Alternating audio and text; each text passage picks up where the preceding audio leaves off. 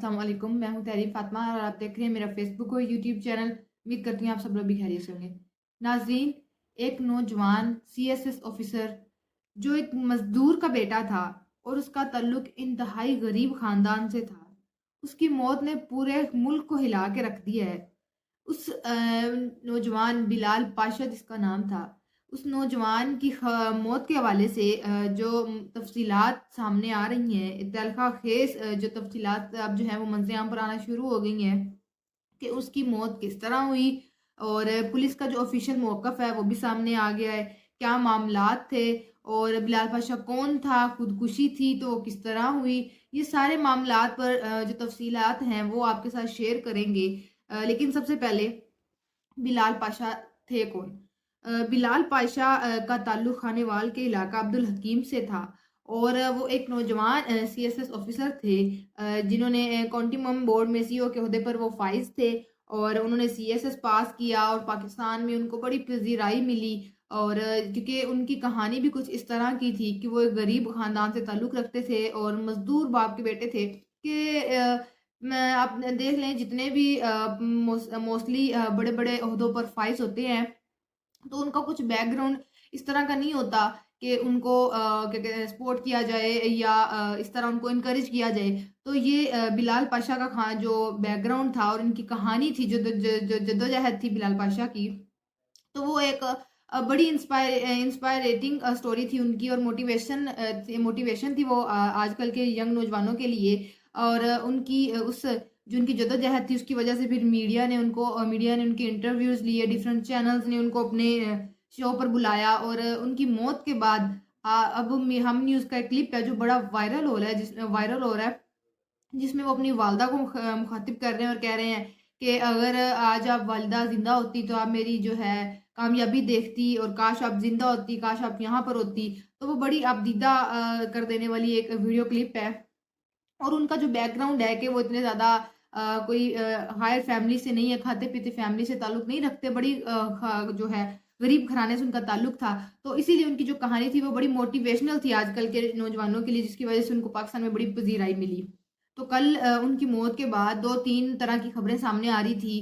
पहली खबर कि जो है बिलाल पाशा उनको हार्ट अटैक हुआ है जिसकी वज़ह से उनकी मौत हुई है और दूसरी खबर ये बिलाल पाशा के हवाले से सामने आई थी कि बिलाल पाशा ने खुदकुशी की है। तो इस हवाले से अब कन्फर्म तफसीलात सामने आ गई हैं कि क्या उनको हार्ट अटैक हुआ था या खुदकुशी थी या किसी ने मारा था? इस हवाले से भी अपडेट कर दें लेकिन थोड़ा-सा उनका बैकग्राउंड आपको बता दें। जिस दिन उनकी मौत वाक़या हुई है और उस हवाले से। सुबह खैबर पख्तूनख्वा के ज़िला बन्नू में सोमवार की शाम सोशल मीडिया पर एक नौजवान सरकारी अफ़सर की अचानक मौत की खबर ने इनके दोस्तों, साथियों और शागिर्दों समेत इनकी ज़िंदगी के जद्दोजहद पर मबनी कहानी से मुत्तल्लिक मुतासिर होने वालों को हिला कर रख दिया। मिलिट्री कंट्रोल मन्नू में बतौर चीफ ऑर्गेनाइज़र काम करने वाले बिलाल पाशा पीर को अपने कमरे में मुर्दा हालत में पाए गए। बिलाल पाशा की नमाज़ जनाज़ा मंगल की सुबह इनके आबाई इलाका अब्दुल हकीम में अदा कर दी गई। बिलाल पाशा के वालिद अब अहमद यार ने बताया कि बिलाल से इनकी आखिरी मर्तबा जो बात हुई थी उस हवाले से उन्होंने तफसीलात बताई कि आखिरी दफ़ा बिलाल से उनकी कब बात हुई थी।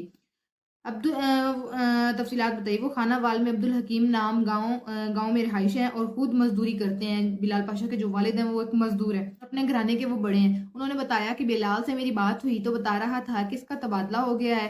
फ़ोन पर बताते हुए रो रहे थे बिलाल पाशा के वालिद अहमद यार। उन्होंने बताया कि 8-10 रोज़ पहले बिलाल की एक दिन कॉल आई जिसमें बिलाल कह रहा था कि बाबा मेरा दिल चाहता है कि नौकरी छोड़कर घर आ जाऊँ, कुछ दिन की छुट्टी ले लूँ ताकि दिल भर के सो सकूँ।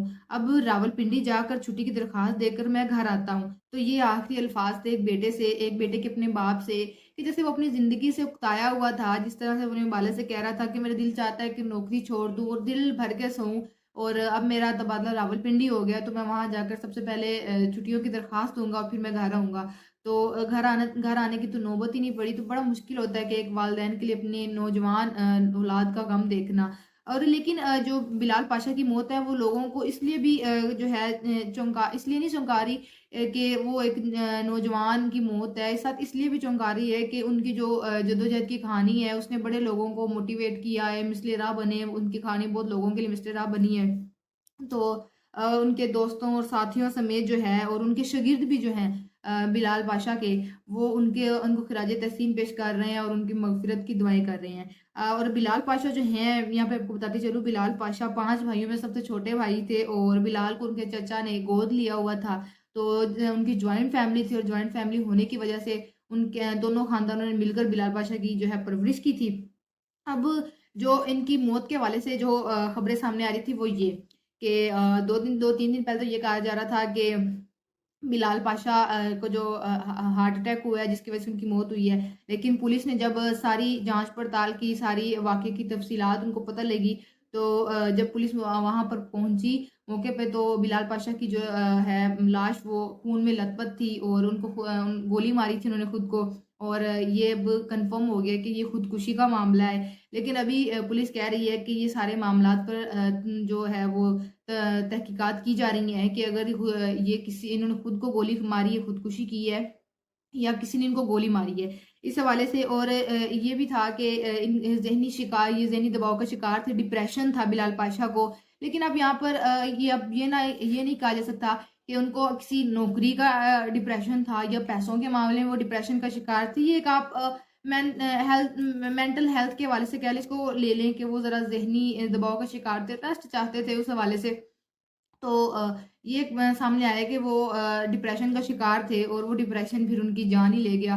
तो पुलिस की जानिब से तो ये कहा जा रहा है और अब साथ ये भी कहा जा रहा है कि इस पर मज़ीद तहकीकात की जा रही हैं। लेकिन फ़िलहाल जो अभी तक तफ़सीलात कन्फ़र्म तफ़सीलात सामने आई हैं वो यही है कि उन्होंने खुदकुशी की है और उनके सर में गोली का निशान मिला है। और अल्लाह ताला लास्ट में हम यही कहेंगे कि अल्लाह ताला घर वालों को सब्र जमील अता करे और कभी भी किसी वालिदैन को इस तरह का अपनी औलाद का दुःख ना दिखाए। आज के व्लॉग के लिए इतना ही। आपसे इंशाल्लाह मुलाकात होगी अगले व्लॉग में। अपना बहुत सारा ख्याल रखिएगा। अल्लाह हाफ़िज़।